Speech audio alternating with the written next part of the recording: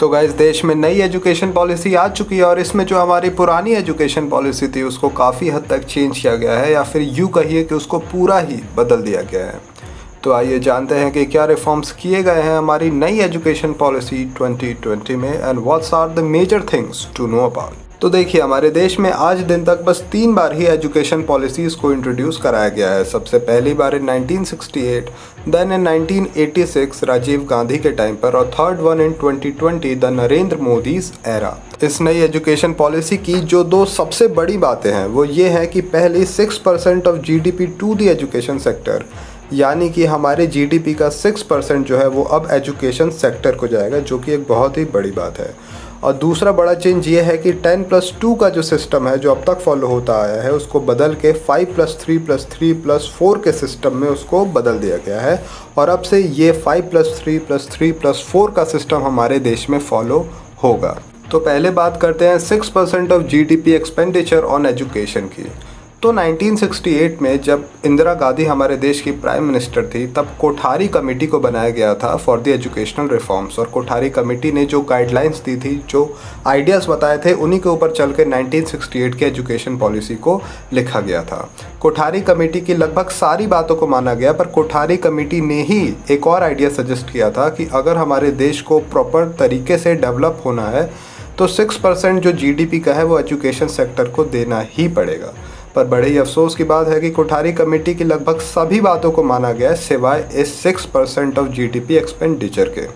तब से अब तक वही 1968 वाली पॉलिसी चलती आ रही है, और उसमें 1986 में भी छोटे मोटे चेंजेस हुए थे, पर ये जो जीडीपी का जो कंट्रीब्यूशन है इसको तब भी ज़्यादा नहीं रखा गया था। आपको बता दें कि अभी फ़िलहाल में हमारे देश में मैक्सिमम 3% तक जीडीपी का ही बस एजुकेशन सेक्टर को जाता है। अगर हम दूसरे देशों की बात करें तो Bhutan 7.5%, Zimbabwe 7%, Sweden 7%, Finland 7%, Kyrgyzstan 6%, South Africa और Brazil 5.5% each, UK 5.5% and US, Korea, Mongolia 5%।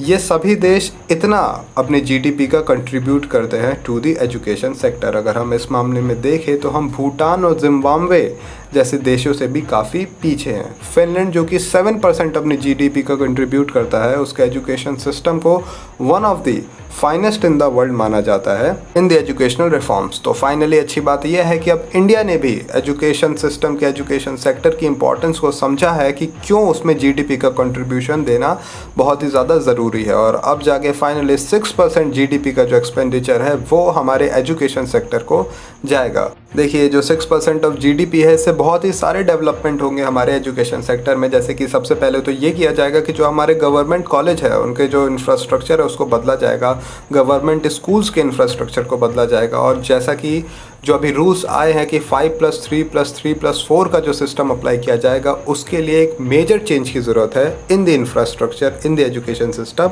और उसके लिए भी इस जीडीपी का बहुत ही अच्छे से इस्तेमाल किया जा सकता है। आप में से ज़्यादातर लोगों के मन में ये सवाल आ रहा होगा कि मैंने बाकी सभी देशों के बारे में बताया पर चाइना क्यों पीछे रह गया।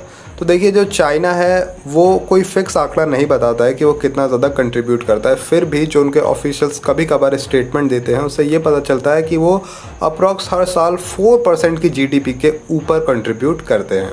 अब ऐसा नहीं है कि इंडिया इससे बहुत ज़्यादा पीछे रहा हो, क्योंकि इंडिया भी 3% के आसपास जो अपना जीडीपी है वो कंट्रीब्यूट कर ही देता है, और कभी कभार ये आंकड़ा 4% तक भी चला जाता है। अगर आप हाल फिलहाल की देखें तो इंडियन गवर्नमेंट ने भी अपने एजुकेशन सिस्टम में काफ़ी ज़्यादा रिफॉर्म्स किए हैं, और जो उसका कंट्रीब्यूशन है जीडीपी का एजुकेशन सिस्टम में उसको भी लगातार बढ़ाया है। पर एज वी नो कि इंडिया की जो पॉपुलेशन है वो भी लगातार एक फ़िक्स रेट से ग्रो करती जाती है, तो इसी वजह से जितना कंट्रीब्यूट इंडिया कर रहा है टू द एजुकेशन सेक्टर वो कहीं ना कहीं प्रॉपर पर्याप्त नहीं पड़ता है, जिसकी वजह से ये नीड ऑफ द आवर थी कि 6% ऑफ जीडीपी का जो एक्सपेंडिचर है वो एजुकेशन सिस्टम में होना ही चाहिए। तो ये हो गई 6% ऑफ जीडीपी कंट्रीब्यूशन की बात। अब बात करते हैं कि जो 10+2 का हमारा एजुकेशन सिस्टम है उसको कैसे 5+3+3+4 के एजुकेशन सिस्टम में बदला जाएगा। सबसे पहले तो देखते हैं कि इन दोनों के ही बीच में जो स्ट्रक्चर का डिफरेंस है वो क्या है। अभी आप स्क्रीन पे देख सकते हैं कि एक साइड है 10+2 का एजुकेशन सिस्टम और दूसरी साइड है हमारा नया 5+3+3+4 का एजुकेशन सिस्टम। आप इस दोनों के स्ट्रक्चर में बेसिक डिफरेंस देख सकते हैं कि जो 10+2 वाला है उसका बहुत ही ज़्यादा से एक सिंपल स्ट्रक्चर है जिसमें कि ज़्यादा डिवीजन आपको नहीं दिखेंगे। सबसे पहला जो डिवीजन होता है उसको कहते हैं फाउंडेशनल स्टेज, जो कि केजी वाला हमारा टाइम होता है, यानी कि केजी, एलकेजी एंड यूकेजी। उसके बाद सीधे आपका दूसरा स्टेज जो है वो स्टार्ट हो जाता है, जो कि मिडिल स्टेज है। ये फर्स्ट क्लास से लेकर 10th क्लास तक चलता है। इसमें आपको बेसिक जो सब्जेक्ट्स हैं वो सिखाए जाते हैं। इसमें आपके आर्ट के भी सब्जेक्ट होते हैं, इसमें आपके साइंस भी होता है, आपका स्पोर्ट्स भी होता है, म्यूज़िक भी होता है, कल्चरल भी काफ़ी सारी चीज़ें होती हैं और बहुत सारे एक्सपेरिमेंटल स्टडीज़ जो है वो ये 1 to लेकर 10th क्लास वाले टाइम में रहती है। उसके बाद जो आता है वो होती है सेकेंडरी स्टेज, जो कि है क्लासेस 11th और 12th के लिए, जिसको कि हम कहते हैं कि जो मेन बोर्ड होता है क्लास 12th का, ये वो वाला है। अब इसको पूरी तरीके से बदल दिया गया है। अब क्या है कि ये जो स्ट्रक्चर है वो 4 पार्ट्स में डिवाइडेड है। सबसे पहला जो है वो है 5 years वाला पार्ट, यानी कि जो हमारा बेसिकली जो केजी वाला पार्ट होता था उसको ही थोड़ा सा इन्होंने और बढ़ा दिया है। अब बढ़ा कैसे दिया है कि जो केजी के शुरू के जो 3 साल थे, यानी कि जो फाउंडेशनल स्टेज थी जिसमें कि अक्सर जो प्ले एक्टिविटीज़ वाली जो और एक्सपेरिमेंटल क्लासेस होती है, गेम्स के थ्रू बच्चों को पढ़ाया जाता है, वो वाली स्टेज को एज इट इज़ रखा गया है। और जो ऊपर की क्लास 1 और 2 की स्टेज है जिसमें कि अक्सर 6 से लेके 8 साल के बच्चे रहते हैं, उस स्टेज को भी फाउंडेशनल स्टेज में जोड़ दिया गया है। जो एक सबसे बड़ी चीज़ की गई है वो इस स्टेज के साथ वो ये है कि अब कोई भी बच्चा जो कि क्लास 2 तक का है, यानी कि 2nd क्लास तक का है, उसको एग्ज़ाम्स नहीं देने होंगे, जो कि एक बहुत ही बड़ी चीज़ है। क्योंकि एग्ज़ाम की वजह से कभी कभी ऐसा होता है कि आपकी जो फाउंडेशनल स्टेज होती है उसमें प्रेशर की वजह से आप सब्जेक्ट्स में हड़बड़ी करते हैं और आप उसको प्रॉपर तरीके से नहीं सीख पाते हैं। इसी वजह से काफ़ी लोग कमेंट करके ये भी बता रहे हैं कि काश वो अभी इस वाले टाइम पे पैदा होते और उन्हें इस एजुकेशन सिस्टम में पढ़ने को मिलता, जो कि एक सही भी बात है क्योंकि ये बहुत ही ज़्यादा क्रिएटिव और इनोवेटिव भी है। इसके बाद जो दूसरी स्टेज है यानी कि 3 years की, वो प्रिपेरेटरी स्टेज है। ये क्लास 3 to 5 के लिए, यानी कि क्लास 3 to 5 के बच्चे जो हैं वो प्रिपेरेटरी स्टेज में होंगे। इस स्टेज में देखिए आपको क्या सिखाया जाएगा कि इसमें आपको एक्सपेरिमेंटल स्टडीज़ बताई जाएंगी। आपने जो भी फाउंडेशनल स्टेज से सीखा है उसको थोड़ा बहुत इसमें ग्रूम किया जाएगा और आपको प्रिपेयर किया जाएगा मिडिल स्टेज के लिए। इसमें और आगे वाले किसी भी सेगमेंट में एक जो सबसे बड़ा बदलाव किया गया वो ये है, अब आपके ऊपर भाषा का कोई भी प्रतिबंध नहीं है। यानी कि जो अभी तक देखने को मिलता है कि अक्सर इंग्लिश को बहुत ही ज़्यादा प्रेफरेंस दी जाती है, वो अब बेसिकली आपको थोड़ा ख़त्म होते दिखेगी। हालांकि ये कंट्रोवर्शियल बात है क्योंकि जो लोग इंग्लिश को सपोर्ट करते हैं वो अभी भी कह रहे हैं कि इंग्लिश से एक इंटरनेशनल लैंग्वेज है और इस तरीके से उसको ख़त्म नहीं किया जा सकता है। तो वहीं पे जो एक दूसरा सेगमेंट है ऑफ द सोसाइटी वो कहता है कि नहीं, वाकई में लोकल लैंग्वेजेस को ज़्यादा प्रेफर देना चाहिए, ज़्यादा प्रेफरेंस उनको मिलनी चाहिए।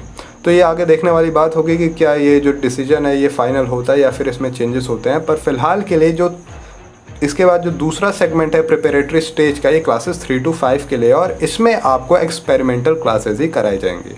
अब हम मूव करते हैं तीसरे सेगमेंट के लिए, जो कि है इसका मिडिल स्टेज। ये है फॉर क्लासेस 6 to 8। यहाँ पे एज ग्रुप 11 से 14 तक के बच्चे होंगे। इसमें आपको फिर से वही बात है, ह्यूमैनिटी और जो बाकी के सब्जेक्ट होते हैं जो कि सोशोलॉजी के सब्जेक्ट होते हैं वो सब आपको पढ़ाए जाएंगे। इसमें जो एक बड़ी एडवांसमेंट है वो ये है कि जो खुद ही आपके जो लोकल जैसे कि पॉटर्स होते हैं या आर्टिशियंस होते हैं या कारपेंटर्स होते हैं, इनको बुलाया जाएगा और ये आपको जो बाकी की करिकुलर एक्टिविटीज़ होती हैं, जो बाकी के आपका स्किल मैनेजमेंट होता है, ये वो आपको सिखाएंगे। क्योंकि देखिए ज़रूरी नहीं है कि हर बच्चा जो है वो पढ़ाई लिखाई की ही फील्ड में प्रॉपर हो। किसी के स्किल्स अच्छे होते हैं, किसी का कल्चरल अच्छा होता है, किसी का स्पोर्ट्स अच्छा होता है, तो उसको ग्रूम करने के लिए ये जो 3rd स्टेज है यानी कि मिडिल स्टेज, ये बहुत एक वाइटल रोल प्ले करने वाला है। और जब ये 3rd स्टेज को बच्चा क्रॉस करेगा then he will move to secondary stage, जो कि है फॉर क्लास 9 to 12। अब देखिए जो इसमें सबसे बड़ा डिफरेंस है पहले के एजुकेशन सिस्टम से, वो ये है कि अब ये मल्टी डिसिप्लिनरी है। यानी कि 10+2 के सिस्टम में हम ये देख पाते थे कि अक्सर लोगों को बहुत ही कम चॉइस मिलती थी कि अगर किसी ने PCM लिया तो अब उसके साथ वो कोई और आर्ट का सब्जेक्ट अक्सर ज़्यादातर स्कूलों में नहीं ले सकता है, या फिर अगर किसी को मैथ्स पढ़नी है तो उसको फ़िज़िक्स पढ़ना ज़रूरी है। पर अब से ऐसा नहीं है।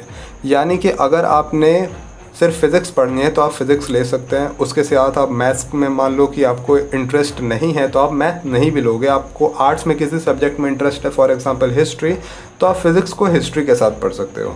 तो मान लो आपको अगर 5 सब्जेक्ट का सेट मिला है तो आप उसके हिसाब से जो अपने कोर सब्जेक्ट्स हैं उनको साथ रख के आप बाकी कुछ भी डिसाइड कर सकते हो। कोर सब्जेक्ट यानी कि मैथ्स, बायो और बाकी आर्ट्स के जो भी आपके सब्जेक्ट हैं। तो अगर ये आप कांस्टेंट रखते हो, एक चूज़ कर लेते हो, तो इनके साथ आपको कौन सा सब्जेक्ट पढ़ना है ये आपके ऊपर कोई भी कंपल्शन नहीं होगा, कुछ भी मैंडेटरी नहीं होगा। ये आप अपने मन से चूज़ कर सकते हैं, जो कि एक बहुत ही इनोवेटिव और बहुत ही अच्छा आइडिया है।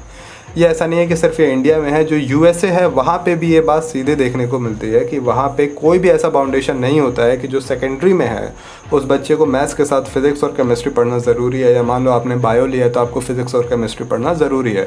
अगर आपने बायो लिया तो आप उसके साथ हिस्ट्री भी पढ़ सकते हो, आप उसके साथ सिविक्स भी पढ़ सकते हो, सोशियोलॉजी भी पढ़ सकते हो, साइकोलॉजी भी पढ़ सकते हो, आप कुछ भी पढ़ सकते हो अकॉर्डिंग टू योर इंटरेस्ट।